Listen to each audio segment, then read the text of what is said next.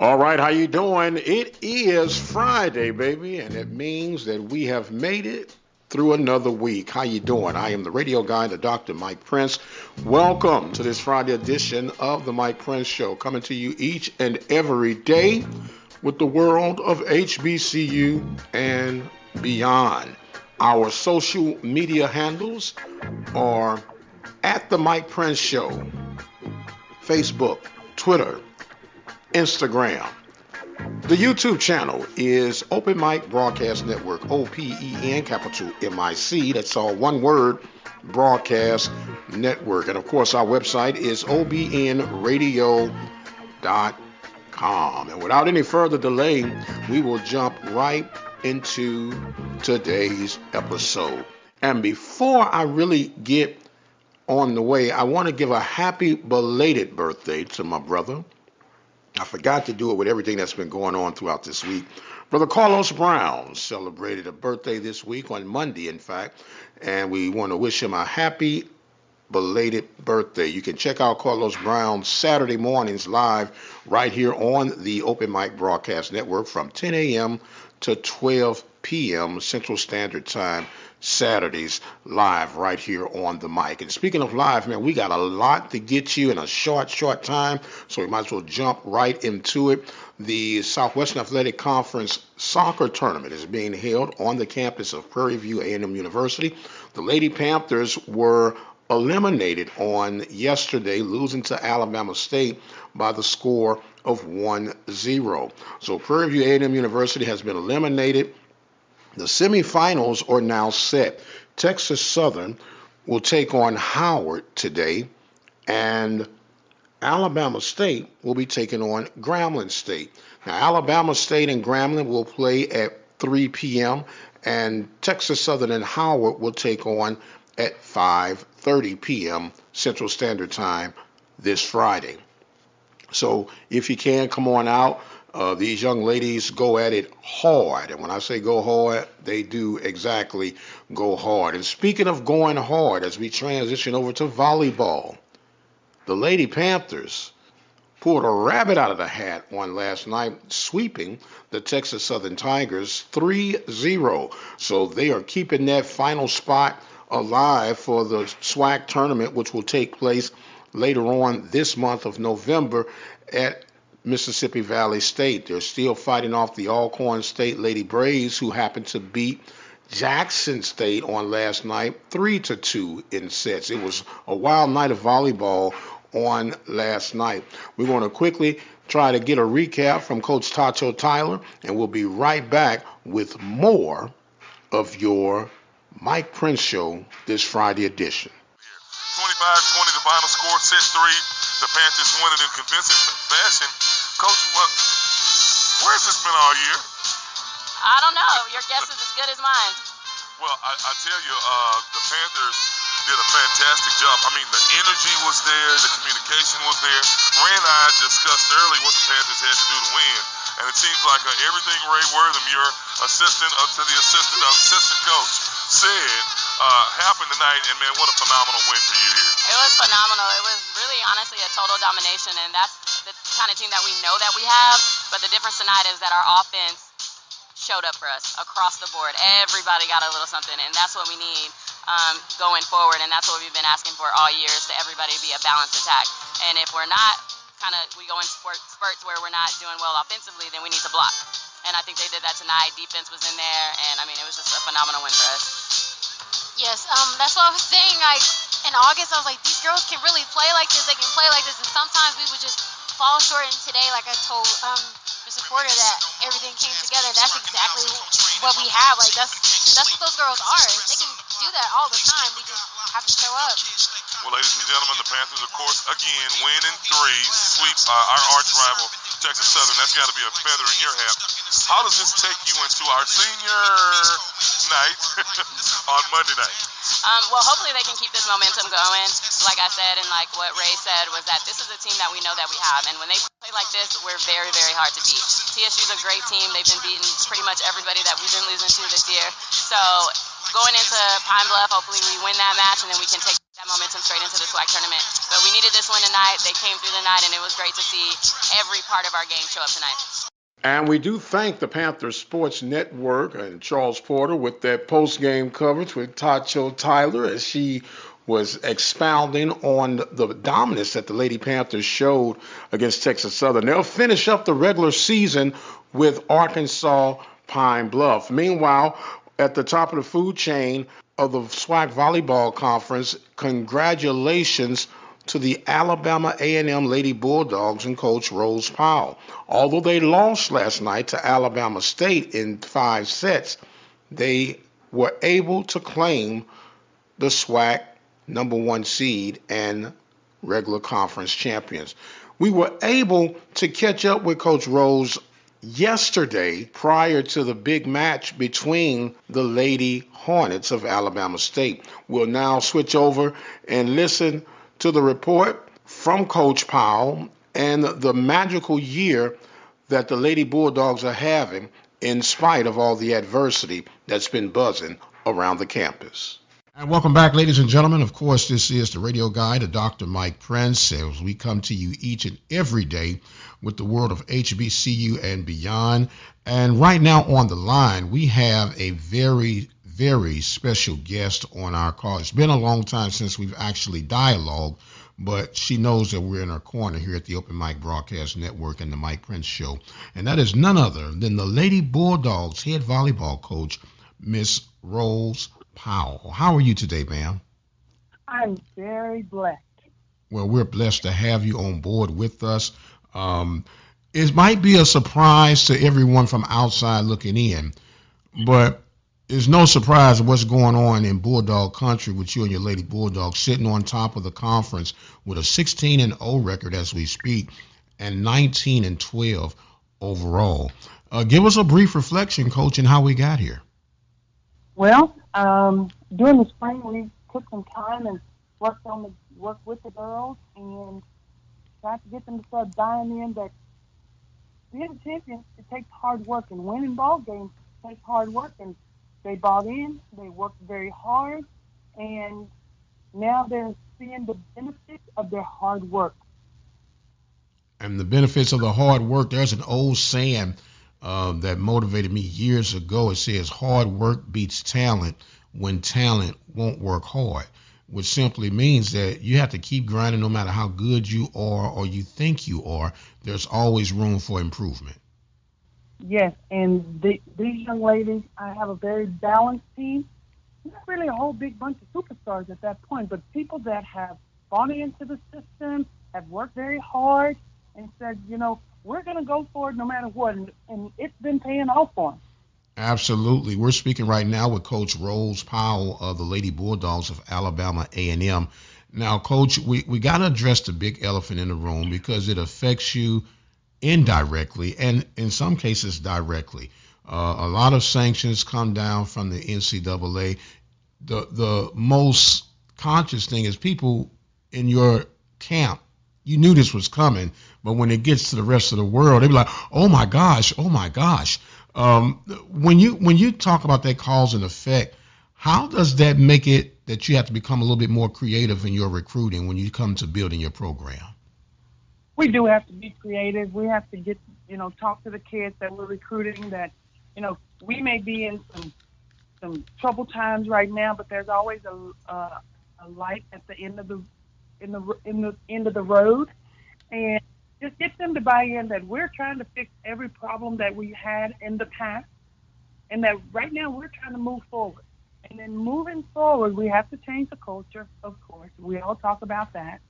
But we also have to get these kids to understand Alabama A&M is still a great place to be. And even though we have these sanctions, that we going out on the court and playing good ball, whether it be football, basketball, volleyball, or whatever, that we can still do great things along the way. And that is such a key element. If we were to break this thing down to the simplest of its form, you still have to sell the educational part of why you need to come and attend whatever school that is. In this case, it's Alabama A&M. And when you can get that parent and say, look, this is a reality but here is a great possibility of what can happen if you help us redirect this ship. Is that part of that selling tool? Yes, that is a part of it. And I picked up one of the young ladies, that's a local lady, one player, in that same tone. You can help us change this. You don't have to run off to anywhere else. You can help us change where we're going. Help me change the direction. They bought in. They're helping the volleyball team change that direction. And it's going to happen across the board. And I'm sure all the coaches are preaching the exact same thing. Let's change the direction. We are in charge now. Let's change the direction a little bit. And it's going to take one step at a time, one day at a time, one class at a time, whatever. But it's just going to be steps along the way. And we've talked about the process for the volleyball program. Trust the process. And the process do start with our education. It starts with being good young ladies and young men along the way and buying into the program, whichever program it is, volleyball, football, basketball, or track, whatever. Just buying into that program and trusting the process that the coaching staff that's hired there now is going to do what it needs to be done. Also, the academic side of it, that the professors at Alabama A&M are absolutely wonderful. Absolutely. Now, you spoke about the football program, and we've had Coach Maynor on our program a couple of times. And I know sometimes in part of our battle cry when we especially cover volleyball or any of the Title IX sports, we know that football is the king, and we know that. But the king almost kind of helps set the flow a little bit for the other sports as far as the imagery. And what noticeable changes have you seen to be a positive cause and effect for Coach Maynor towards your volleyball program? I think Coach Maynor came in and in his message, I think he wanted to change the program and to set the tone and to change things. And by his leadership on the football field, we at the other sports are trying to follow suit in those things. But we, too, again, trusting just the process. I know for volleyball, that is our saying that's in the locker room is trusting the process. And I've been on the process there now this is my 5th season. And the group that I brought in the first year, and then the group that I brought in my 2nd, 3rd, and 4th year, they're trusting this process. And it takes some years to change the process along the way. And Coach Maynor stepped in, and he's on that same direction to change things. And he has a process too, and trying to figure out what his competitive edge is on the football world. And yes, football is king in Alabama. A lot of places. I mean, Alabama all together. We just have to know that there's some other sports out there too that has some good things happening, and the process is real. So I think everybody is trying to head in a great direction on campus at Alabama A&M. Absolutely. That's why we have you here today, young lady, to share the good fortune. As a matter of fact, just to share the fortune at all, because we take a great pride and interest of covering all sports. So if you got 18 or 16, we try to cover them all here on the Mike Prince Show. Now, you just made mention you're in your 5th year, and of course, that first year, it always seems like it's the most challenging year because you're adjusting to the program, trying to see what you need to add and where you need to build, people trying to learn you. At what point did you really see your program coming around the corner? And notice I'm not saying putting together a good team, but building a good program. When did you see that that program was starting to grab a hold and change that A&M culture? I guess it was probably going into my 3rd year. I started being able to recruit some kids that, was ready to make a change, to contribute no matter what adversities we may have. That group of kids came in my 3rd year, and they have really bought in with grades, going to class. I told them, I'm not going to follow y'all to class to make sure you in class. now. Y'all have to go to class on your own. I have a degree. I don't need another degree. But they have bought in, making sure they're in class every day, sitting at the front most of the time, and just making sure that they are being good role models, not only on the court, but in the classroom and in the community, that volleyball is going to do a great thing here. So right now, that process is going into my fifth year. I think it takes 5 years to pull it around. I think you get somewhere in 4, but I think that fifth year can really make big changes, and it has for us. Well, I guess you can attribute part of your success then is a successful administrative team, trust from the parents to entrust you with their daughters to help build your program, and then sticking to what you know. Has there ever been a time where you wanted to possibly change your approach, your scheme, and wondered if you had the right makeup? I have a philosophy I'll share with in just a second, but I just want to hear your feedback real quickly.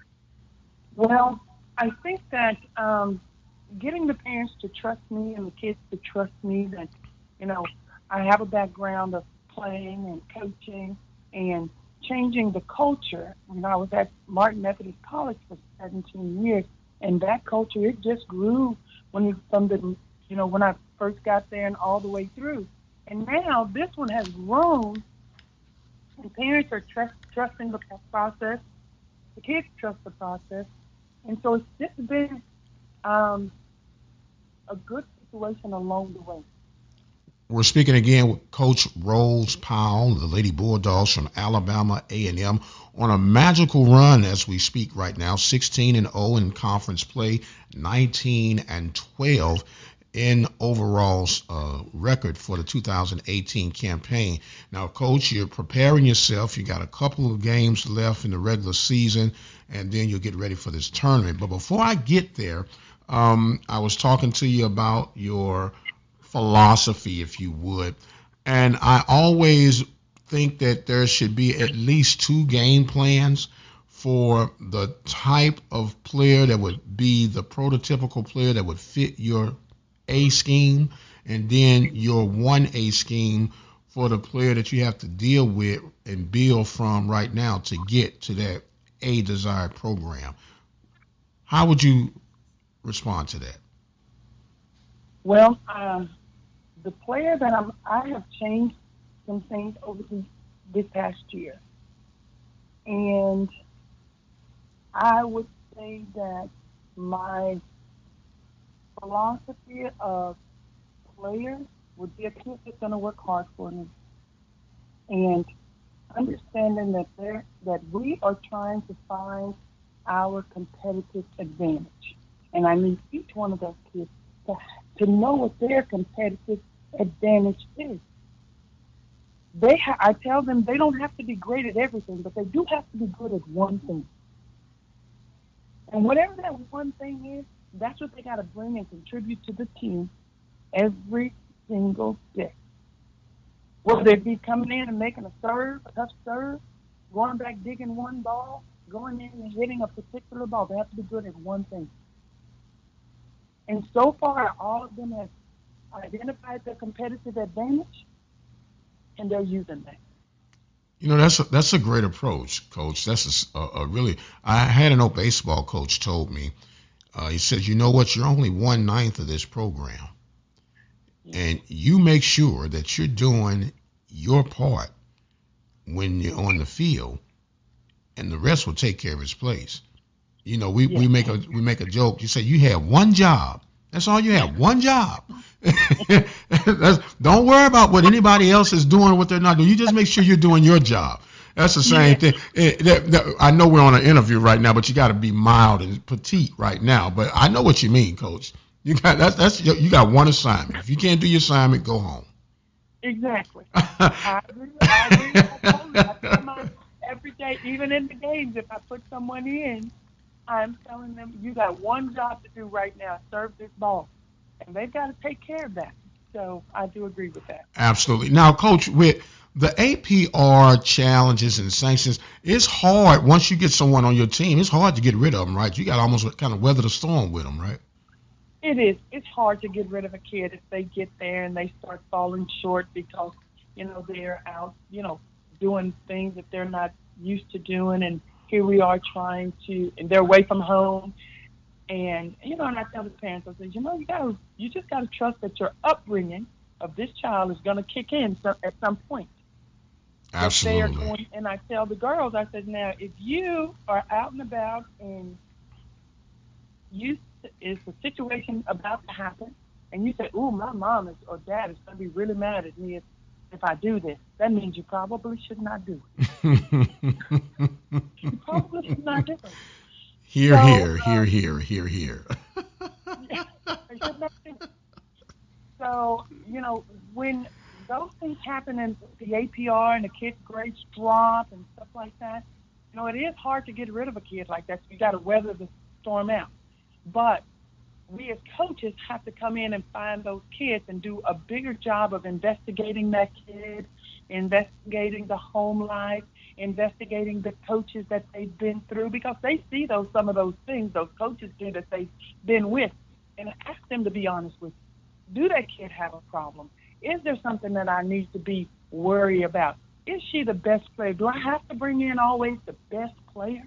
Or do I need to bring in a kid that's got good grades, that care about their grades in high school, that is pretty good athlete? There's some basketball programs I know that don't have the best athletes, but they run a 500 every year.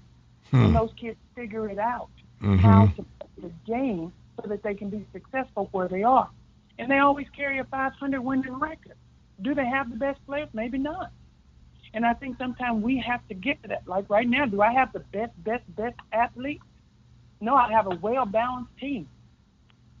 And, it's really a well-balanced team. We're beating some teams 3-0, and last week I couldn't even get one. We beat everybody in the SWAC at the roundup, and I could not get one player as player of the week. Wow. That's got to be frustrating. That's got to be extremely frustrating. That is frustrating. But guess what? We are a well-balanced team. Everybody is dependent on each other. They're getting the job done. We may not be on the court as long as some of the other ones, but it's okay. We're going to do what we have to do. So, Maybe that's part of the problem, Coach. You're winning so quick that they don't get a chance to see these young ladies excel, so they get overlooked for the players of the week. That could be. That could be. I asked the question, but you know what? God is good. He will take care of those young ladies. Yes. It may not be always the awards that make them noticeable, but it's the inner feeling that kid has, that she knows she's done a good job. Maybe they didn't reward me for it right now, but my reward will come down the road. Well, you actually are being rewarded because it's a team victory that right. you're getting. And it leads me beautifully to this last question that I had for you. We always highlight the ones who makes the exceptional play or has the most blocks or the kills, attacks in the game, or the perfect dig. But I want you, Coach, to think about this before you answer it. But I want you to name a couple of your unsung heroes that's representing this 2018 squad. I think some of the unsung heroes is a young lady by the name of Alana Cox, who's a local kid that's one of those that wanted to come and help me change the culture. She's a freshman. She does great things out on the court, and she's not, recognized all the time in any of the articles or nothing like that. But she brings something to the court that some of the other that everybody else is looking for. They're looking for her smile on the court, her every now and then she puts in a good swing on the ball, stuff like that. I think our setter is recognized a lot because she does a good job, but she's so mild, so meek on the court. You really don't notice her, but she does great work. And your setter's name is? Megan Evans. Okay, Miss Mega Evans. And now, who the position that I'm very fond of, and maybe it's because of my daughter's position, but I love the libero because the libero is a defensive specialist. They might not be the fastest, nor definitely in most cases not the tallest, but sometimes they're that go-getter and that, if you allow me to say, that bulldog on the court, that kind of keeps everybody charged up and ready to go. Yes, my libero, Mine Sintinez from Turkey, is absolutely wonderful. Absolutely wonderful. She wants the ball. She will run you over, everybody else over. She'll jump over something. She'll jump over everybody to get to the ball. She's absolutely wonderful. And she has made the defense for Alabama A&M so much better from her bulldog attitude. She wants the ball, and she's going to run you over to get to it. And she, I'm not kidding. If you watch her, if you were to watch her, she run you over. All the girls have just figured out to get out the way. Let her have the ball because she's going to take it. Yeah. And so she, in all actuality, she has taught my team how to be relentless on playing defense, and that defense wins ball games. And she has done all those things for us. Well, that is absolutely refreshing, and it's refreshing to see the success that you're having on and off the court, weathering the storm, despite what comes around you or through you. This too shall pass. Coach Powell, we thank you so much for making yourself available with us on the Mike Prince Show today. And of course, as customary, we want to allow our guests to have some final thoughts and comments, and the floor is now yours. Final thoughts and comments. Tonight we have Alabama State. I think the gym is going to be packed, so if you're going to come to the game, be there early. I think the obstacles that we go through at Alabama A&M are going to be a thing of the past, I think, because all the coaches, the administrators on the campus of Alabama A&M is working hard to make some changes in the culture. Our retention, our grades, our tutors, everybody is there to help Alabama A&M not only on the athletic side of things, but in the classroom to be better and to be a great program along the way, a great university. And it is a great university. Love it.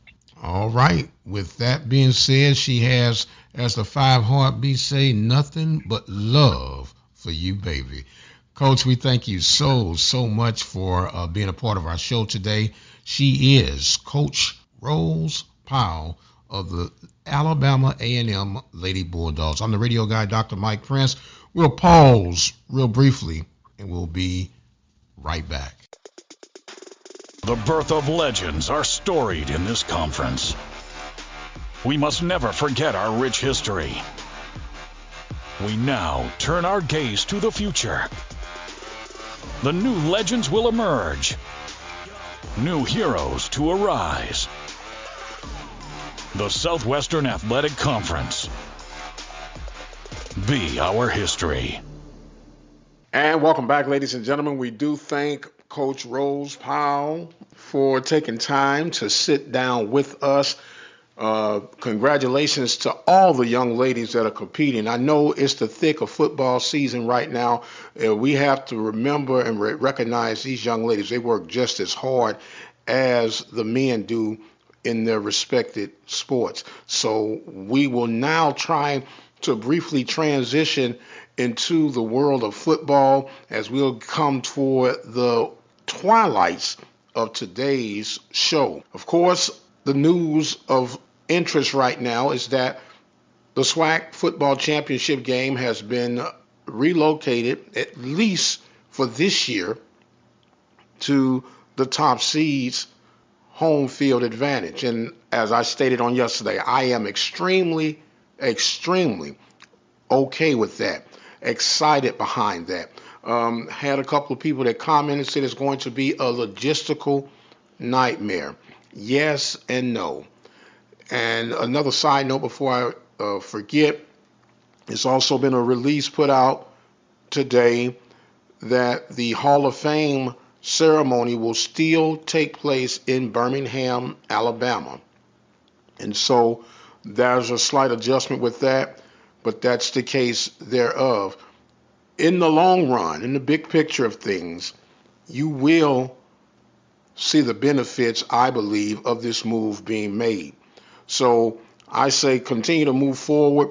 You make the adjustments on the fly, and the events that go around the game will eventually line up, and they can take care of that thing. But I'm sure that with the mad scramble that's going on right now for this year, it might seem a bit rough and awkward, but that's part of the adjusting in life. But I think it is very, very needed that you hold these venues at our universities that can generate a little bit more funding toward that top seed, and plus it will give you a better eye candy appeal on television. That's just my opinion.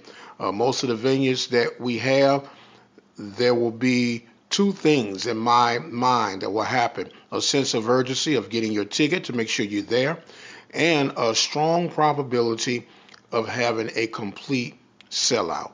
So I'm looking forward to seeing what's going to happen with that in the very near future.